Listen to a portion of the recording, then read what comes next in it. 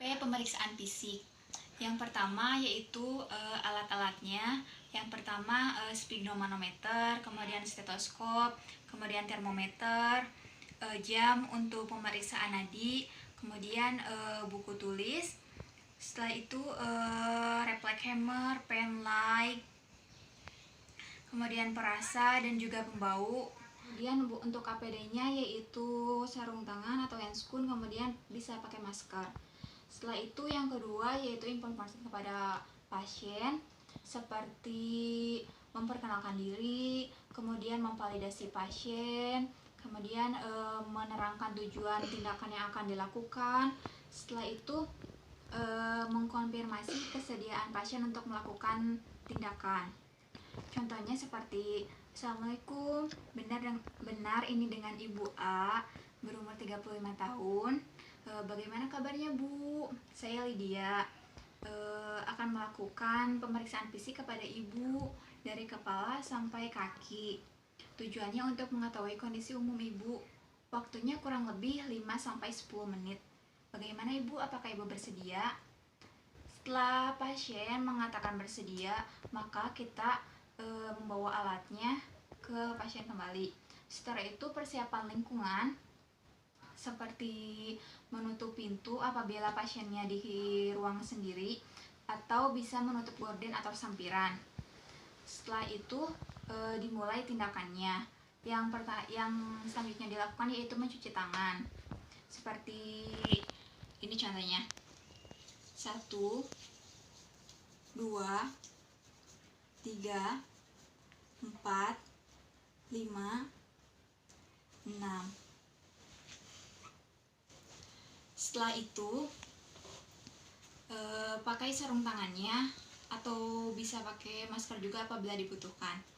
Setelah itu mulai pemeriksaan dari kepala. Diperiksa dari kepala, mulai dari inspeksi, palpasi, apakah ada nyeri tekan, kemudian lihat warna rambutnya. Setelah itu tanyakan kepada pasien apakah ada nyeri tekan.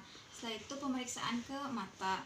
Bisa melakukan pemeriksaan visus, yaitu dengan cara pasien disuruh berhitung apa yang ditunjukkan oleh perawat, atau pemeriksaan dengan cara menunjuk. Kemudian pemeriksaan lapang pandang pasien. Setelah itu diperiksa refleks pupil mata menggunakan pen light. Dan kemudian pemeriksaan anemis dan anemisnya.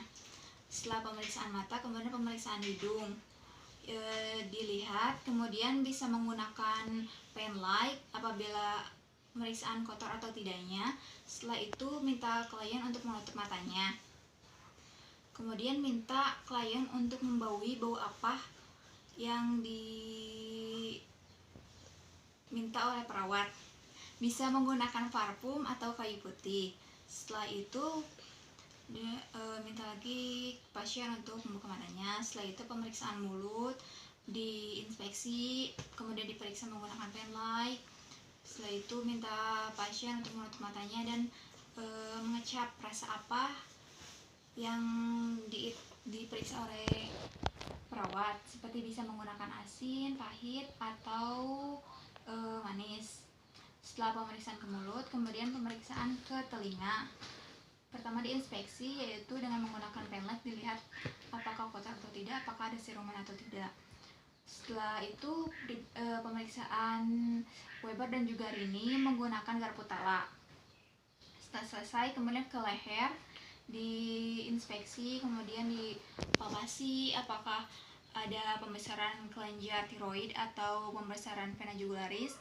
Kemudian pasien disuruh menelan, apakah terasa sakit atau tidak saat menelan. Setelah itu ke dada menggunakan stetoskop didengar, diinspeksi dulu pemeriksaannya, dilihat apakah pengembangan dadanya sejajar, kemudian simetris, terus di auskultasi suara pernapasannya 4 sisi. Setelah itu ke perut diinspeksi, dilihat apakah bentuk perutnya cembung atau cekung, kemudian dipalpasi, ditekan apakah ada nyeri tekan atau tidak, kemudian di perkusi suaranya, kemudian di auskultasi. Biasanya auskultasi itu untuk pemeriksaan bising ususnya di 4 sisi. Setelah itu pemeriksaan ke tangan. Pasien diminta untuk mengangkat tangan secara bergantian kiri dan juga ke kanan. Setelah itu diminta untuk mengangkat tangan keduanya, kemudian diberi tahanan.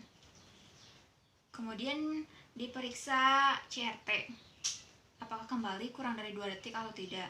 Setelah itu diperiksa tensinya, kemudian suhunya, dan juga nadi respirasinya. Setelah semua diperiksa, kemudian pemeriksaannya ke kaki, yaitu pasien diminta untuk mengangkat kaki kiri dan juga kanan secara bergantian, kemudian minta klien untuk mengangkat kaki keduanya, dan juga diberi tahanan. Setelah itu pemeriksaan refleks patella menggunakan refleks hammer, kemudian pemeriksaan Babinski. Setelah pemeriksaan semuanya selesai, kemudian informasikan kepada klien hasil pemeriksaannya, apakah ada yang tidak normal atau yang kurang. Pokoknya hasilnya harus diinformasikan kepada klien, seperti respirasi, nadi, kemudian tekanan darahnya, suhunya. Pokoknya harus dikasih tahu kepada klien hasilnya. Setelah itu minta evaluasi ke perasaan klien setelah dilakukan tindakan, apakah klien merasa nyaman atau tidak. Setelah itu pamit, bereskan alat, dan juga buka handscoon, buka yang masker atau APD-nya, kemudian cuci tangan kembali, dan dokumentasikan apa tindakan yang telah dilakukan, seperti nama pasiennya, nama perawatnya, nama tindakannya, kapan dilakukannya, dan juga hasil pemeriksaannya. Sekian SOP pemeriksaan fisik.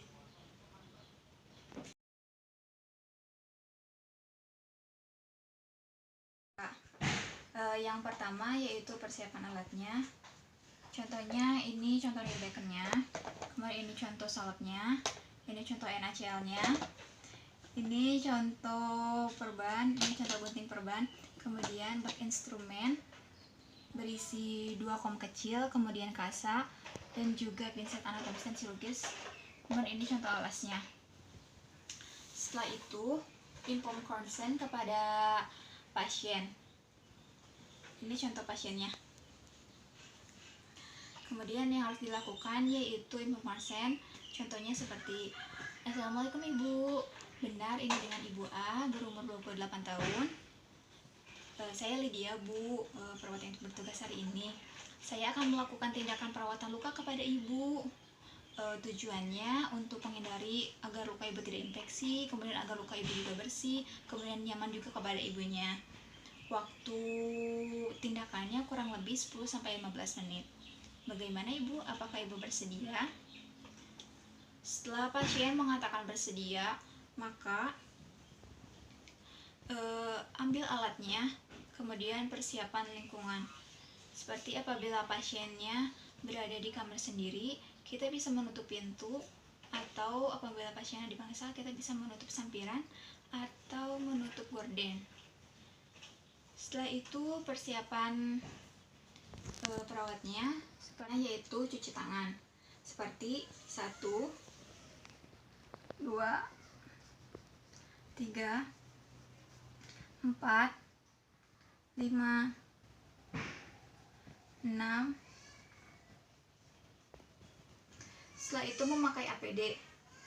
Apabila diperlukan, kita bisa memasang masker dan juga barcode. Kemudian siapkan cairan NaCl ke kom kecil. Setelah itu pasang alas. Ibu maaf ya Ibu, saya pasang alasnya dulu. Kemudian dekatkan ear beacon. Setelah itu pakai handscoon bersih, contohnya saya ini sudah memakai handscoon bersih. Setelah itu buka balutan. Apabila terlalu sulit membuka balutan, plesternya terlalu rekat, bisa dibasahi menggunakan cairan NaCl. Bu, balutannya saya buka ya.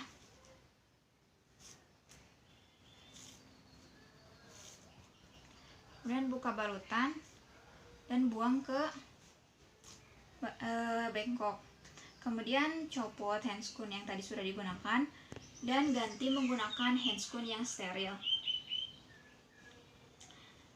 Setelah itu amati dulu lukanya, seperti luas lukanya, kemudian keadaan lukanya, apakah bernanah atau tidak, apakah diperlukan tindakan debridemen atau tidak apabila banyak jaringan matinya. Kemudian ambil kasa, harusnya memakai pinset tapi pinsetnya tidak ada, jadi pakai tangan saja. Kemudian basahi ke cairan NaCl, kemudian diperas.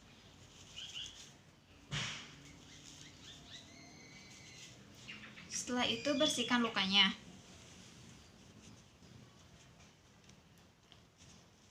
Bersihkan lukanya.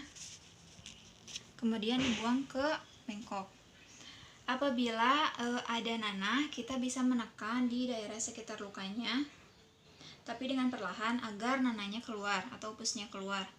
Kemudian apabila ada jaringan matinya, kita bisa mengguntingnya dengan tindakan debridemen ya. Kemudian bersihkan lagi apabila masih kotor. Kasanya dilembabkan dulu pakai cairan NaCl. Kemudian dibersihkan lukanya dan dibuang ke bengkok. Setelah itu apabila diperlukan, kita bisa memberi salep atau obat luka yang lainnya sesuai dengan indikasi dokter. Kemudian apabila sudah bersih, kita tutup lagi lukanya. Yang pertama, kita bisa menggunakan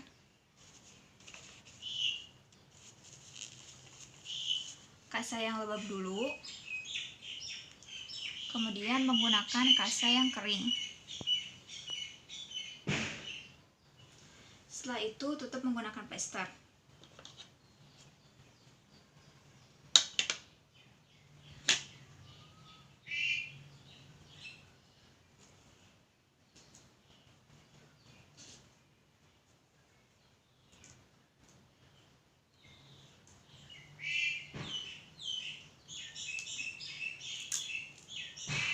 Pertama diukur dulu,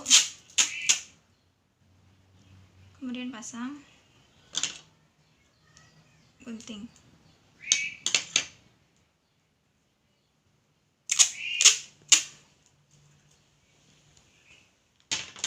Tutup sampai rapi.